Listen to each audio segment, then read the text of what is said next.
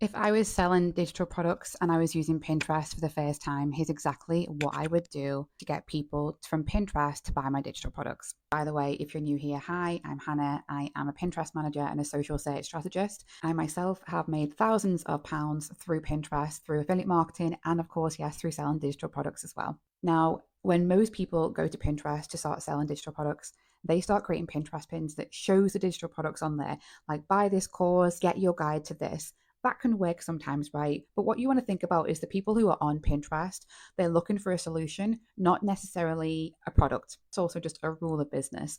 You don't want to necessarily be selling your product, you want to be selling the solution. And rather than creating pins that are like buy my product, buy my ebook, buy my calendar, instead create pins that are highlighting either the problem or the solution.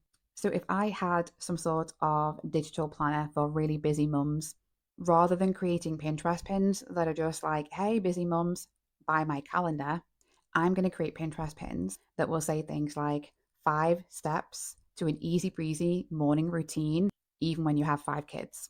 And I could actually create 2 different types of pins here. One is called an infographic, where you give a little bit of information away on the actual pin itself. So if you are saying things like 5 steps to an easy breezy morning routine as a busy mum, have the first 3 steps on there and then link it to the sales page and make it clear in the sales page that they can get the rest of the steps and more in the book.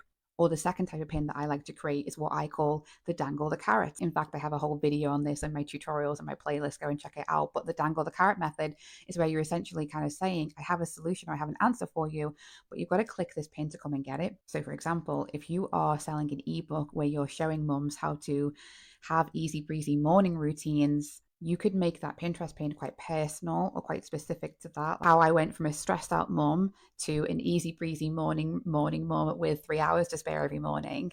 And then they have to click the pin. When they click the pin, they'll then go through to see that you have your ebook, which tells them exactly how they're going to be able to do that. But I think the most important thing that you should do if you are going to go down this route is making sure that you have your keywords in the back end of your Pinterest pins. So in your titles and in your descriptions, make sure that you have keywords. And if you need more information on that, go and check out my other videos because I have a ton.